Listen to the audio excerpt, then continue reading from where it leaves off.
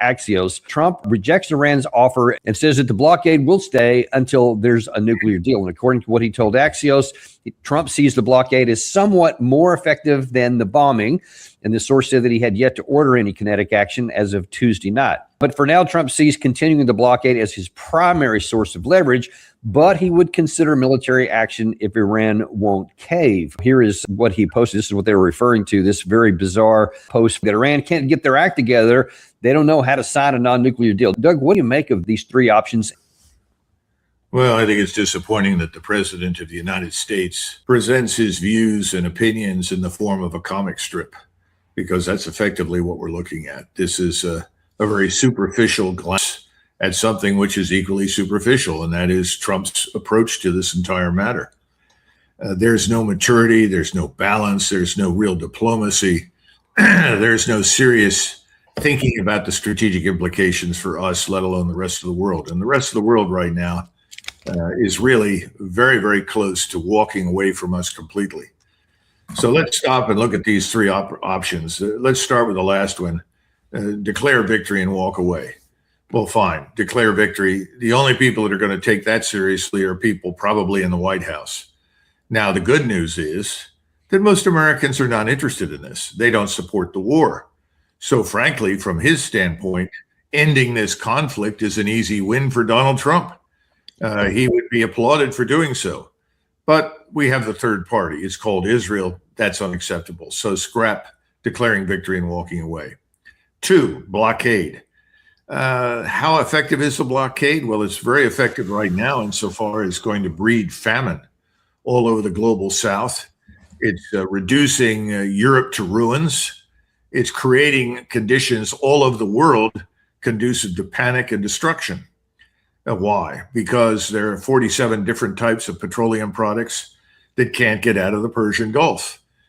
He's not really hurting Iran. Iran will stay the course. There is no evidence that Iran is going to wake up tomorrow morning and say, please, please don't harm us anymore. The exact opposite is the case. We have a increasingly radicalized population, particularly under the age of 40, that wants no more discussion and no more negotiations with us under any circumstances. So the blockade is going to have do more damage to us as a country and ultimately more damage to the rest of the world than it's going to harm Iran. In fact, Iran will probably come out of this looking like a superhero compared to us, given where we're headed. And that leads us to the last option, which is go back, repeat what you did before with more violence, more munitions, more forces. Will that work? I doubt it very seriously, but I think that's what he considers to be probably his best option. He's put everything on the line. His presidency right now is on the line. His survival in office is on the line. If he took option 3, I think he could survive. Option 2 will not keep him there. Will option 1 keep him in office? Well, he may think so, because he may say, I may get lucky. The problem with the first option is the Chinese, the Russians, the Indians, everybody around the world that's watching this, everybody in Europe is sort of suspending disbelief that we would be this barbarous and this stupid to put everything on the line for a war against a country that threatens none of them. So I think he'll go for option 1, because I don't think he gives a damn what happens around the world. I don't think he gives a damn about anything or anybody else. So I think you're going to get option 1. Hope I'm wrong. Now, one of the things that you had spoken to me about earlier today is you said this issue of the fertilizer has slowed to a trickle there. And you say, and I think when you're talking about how barbarous some of our actions are and don't care about what happens around the world, what does this chart tell you? Well, look at November. It talks to you about weekly exports through the Strait of Hormuz in terms of tons of fertilizer. We are effectively reversing the green revolution. We're robbing the world of access to the fertilizer it desperately needs to grow the food to support the population we have today. And if you look at that, nothing is coming out of the Gulf. And neither the Russians nor we nor anybody else can produce enough to export and help others. In fact, There was a letter sent to the President of the United States that was signed by leaders in the agricultural arena. They were talking about farmers. Right now, bankruptcy among farmers is up 40%. And the farmers in the United States are in real danger because they too can't afford the fertilizer, because the price of fertilizer has risen dramatically. So we're going to suffer. We're going to have less available. We are going to have shortfalls on the shelves inside of the various food marts. We're going to have a lot more people showing up at the food banks. Only the food banks aren't going to be able to help them very much because they won't have additional food. Trump doesn't seem to understand this. And from the very beginning, he always had the option of come forward after the failure of this first operation and say, look, on humanitarian grounds, as the president of the United States, and he styles himself the leader of the free world, although I think that falls on deaf ears now, I am going to suspend this operation because it's in the interest of the world to stop. Well, he's not going to do that. And so he's throwing our farmers under the bus. He's throwing the American population standard of living under the bus. He's throwing much of the world under the bus. He doesn't seem to care. Now, let me ask you another question, Doug. I know something that is kind of left a pretty sour taste in your mouth about something that was in the Washington Post last week by Mark Thiessen. To what extent do you think that this plays into that theme of the diminishing credibility and reputation of the United and others abroad? Because this one, although this article was reposted by President Trump, he himself didn't say it. But in this, there was one particular part you found particularly offensive. Go back in and try yet again to kill everyone in the government that could possibly contribute to a negotiation. Well, that makes great sense. If there's nobody to negotiate with you, well, then just kill everybody. This is by Mark Thiessen. And as I recollect, Mark Thiessen was a speechwriter for President Bush, which is a frightening prospect, but I think that may explain much. But he certainly is a bloodthirsty individual, and I don't know what that stems from. That looks like blind, unreasoned hatred. And what, I mean, how is this viewed around the world? I mean, that's just a data point, but we've had the fact that we started this war. We had the fact that we killed these kids on day one. We assassinated their leader. Now then there's problems with the price of oil, and it's affecting our allies in Asia, Europe, and Africa already. And now that we're trying to potentially take a step that could go further and harm literally everyone, if we go back to the kinetic phase here, because of the Iranian response.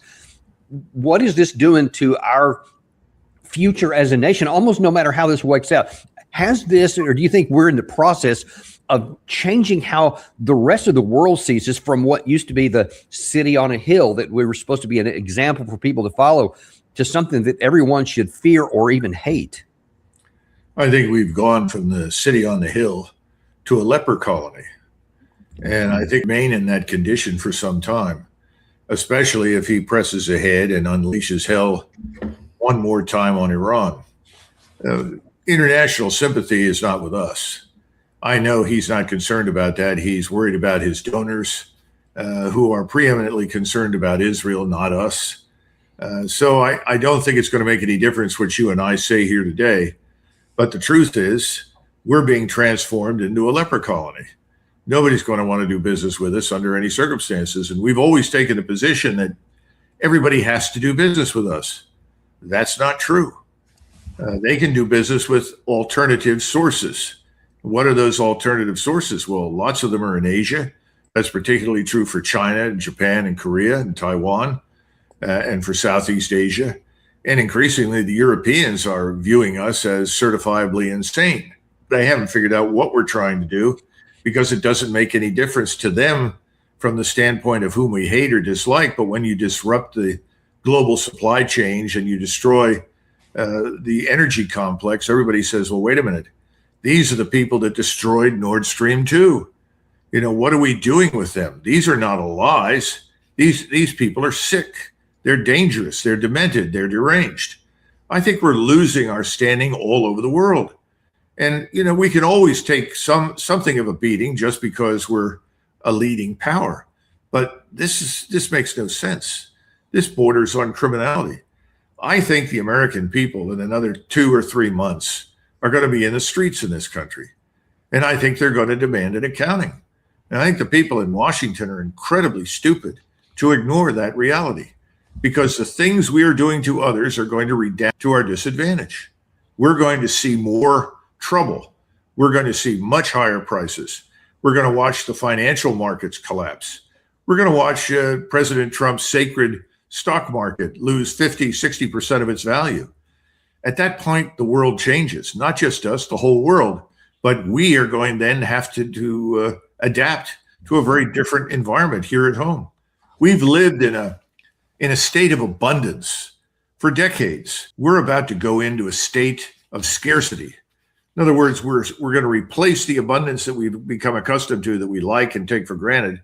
It's going to become scarcity. People are not going to be able to buy the things that they're accustomed to buying. They're not going to be able to go where they want to go. I don't think the people in Washington understand this. I think they're living in a fantasy world, because they're living in the world where you can print money. Well, you can print money, but you can't print petroleum. You can't print fertilizer. You don't print nitrogen and phosphates. You don't print silver or gold. So I think ultimately we're going to be in a lot of trouble, but it's going to take a little longer to hit us. Another 3 or 4 months. And by then, the American people will be up in arms, and anything's possible at that stage. You know, one of the things that could hasten that on is if we return to combat operations, because Iran has definitely promised that if there is any attack at all, if it's resumed, no matter, even if we try the so-called small version, they again won't recognize the scale of it, only the fact of it. And that they said they will immediately strike back and hit energy sources throughout the Gulf, et cetera. And now that you don't have a political block, you have a physical block of supply that can't be turned back on for maybe close to a year, something probably not till next year at the earliest, once the war's over. So that's the worst possible outcome. Well, actually, let's stop a minute, because it's worse than that. Most of the analysts that are familiar with the oil markets, and they understand what it takes to go for oil and extract it, are saying that if we stopped everything right now, we might recover in 18 months, maybe 2 years. Because remember, we've already got examples in the Gulf of drilling rigs that are no longer drilling because they have nowhere to put the excess oil supply. They're filling up the tanks. Those tanks are sitting there. But if you can't drill, you can't pull it out. The water, the pressure underground drops, water infiltrates. It may take a lot of money and a lot of time to refit and rework the oil infrastructure and make it productive. Remember, the corporate heads of the oil sector met with President Trump about Venezuela, and they tried to explain to him how much money it would take and how long it would take to recover Venezuela from the state of decay that its oil infrastructure finds itself. We're now going to face that. Now, if we go back in now and do exactly what you've said, we'll probably attack many of the same targets. We'll no doubt find new ones. I also think we're going to find a much more resilient, robust, and capable Iran than we faced the first and second time. But then we're going to do so much damage. Most of the analysts and economists that I talk to are telling me, Doug, it may be 5 to 10 years before we recover. Now, that's a long time for the energy complex to get back on its feet. Yeah, and so now then the question is, how likely is that? Now, we already talked, and I think that I'm in complete agreement that the best course of action right now is the walk away and declare victory, because that minimizes the damage and doesn't add anything to it. But the second worst one is the blockade. Some problems with that. Gary just had a headline up there a minute ago of what Besson's calling Operation Economic Fury, where they have now again caused problems with the devaluing the currency in Iran. So they're continuing to do that while there's other things are going on as well. The blockade issue is the real problem for reasons. One is that, I'm sorry, wrong picture here. One is that analysts suggest that Iran can endure this for a long time, that it will not cause catastrophic or even serious damage to its upstream industry for a considerable period of time, because they have some experience in doing that. Meanwhile, the Iranian side has said, listen, there are limits to how our patience.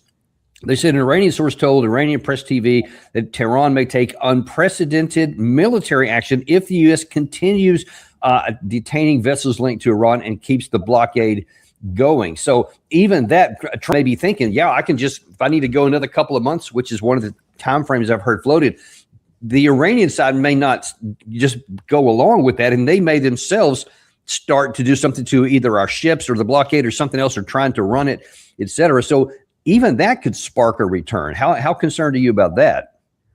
I would go a step further, and I would point out that if the tankers, when they're finally allowed to leave the Persian Gulf, if we stop them in the Strait of Malacca, or we interrupt their journey to deliver their products to China, Korea, Japan, and so forth, we could very easily find ourselves at war with China. And I don't think people are taking that seriously right now. And the Chinese are much better prepared for that than we are. They have built a lot of nuclear power plants. They built a lot of coal-fired plants. They have stockpiled a lot of energy. They're ready, if they have to fight us. They have built an enormous fleet. I don't think it's as good as ours by any stretch of the imagination, but there's a lot of it. And they have the capability to do what Iran has been doing to us. And I would say that capability would be on steroids. And that's the ability to reach out and essentially destroy an entire surface fleet from a distance. Not just the surface fleet, but any islands where we put anything. So I think we're courting disaster at this stage. And then the real question is, if China becomes involved, what will the Russians do? I suspect that they'll take the gloves off. They'll finish off things in Ukraine, and they'll turn with the Chinese against us. And I don't think they'll be the only ones. I don't think the Indians are going to sit there and do nothing, because India faces famine. India faces huge shortages. For these governments in Asia to do nothing and let us continue indefinitely is the pathway to suicide for them. Not only will their governments be replaced, but their populations are going to suffer. So I think it's worse than what you've said. It's not just Iran. It suddenly involves everyone else. And I think we got to go back to the region, and who else could become involved at this stage? Who else is on the line for all of this? Egypt, the largest Arab state in the region, and Turkey. And Turkey, of course, is probably the most powerful single military state in NATO. And there's nothing that we've seen hurled at us from Iran that the Turks don't also have. And no doubt in my mind, the Russians would certainly support and stand by the Turks and Egypt. So, this is running out of control. And people like Thiessen and others who are urging mass murder on the basis of arrogance and ignorance, they should be shouted down, because we don't need that. We don't want that. And that could be the end of us. You could see the complete collapse of American national power. We're already on the edge of serious trouble, but that would be the end of us. About that, it's one thing, Doug, if it's a Washington Post reporter, because he's the guy that just writes an article, right? He apparently, President Trump listens to him, but it's even more concerning when there are guys who we know have President Trump's ear and that he listens to. Let me show something that was in Axios, I think yesterday, the lower left-hand side here. Trump is also consulting with hawks outside the administration, including Washington Post columnist Mark Thiessen, as mentioned, but also retired Army General Jack Keane, Lindsey Graham. And let me show you what Jack Keane is saying. Here's what we should do. We can't look at the regime through the prism of United States logic, values, and reason. We have to look at the regime in terms of who they really are. Hardliners are running the regime. What matters the most to them is to stay in power. They will ride this economic peril out.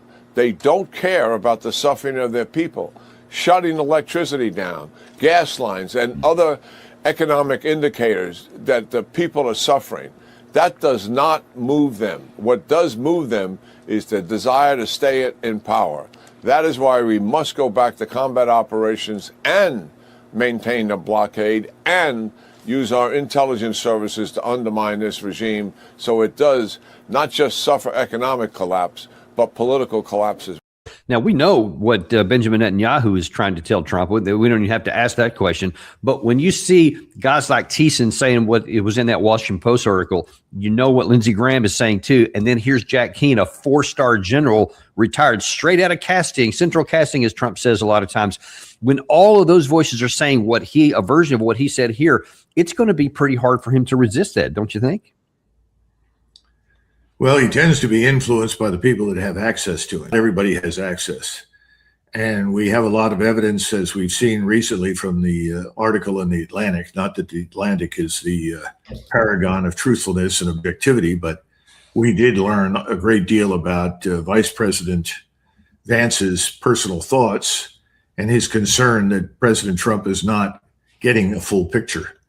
We've had lots of people spin out fantasies about General Kane and how he is the adult in the room and all this kind of business.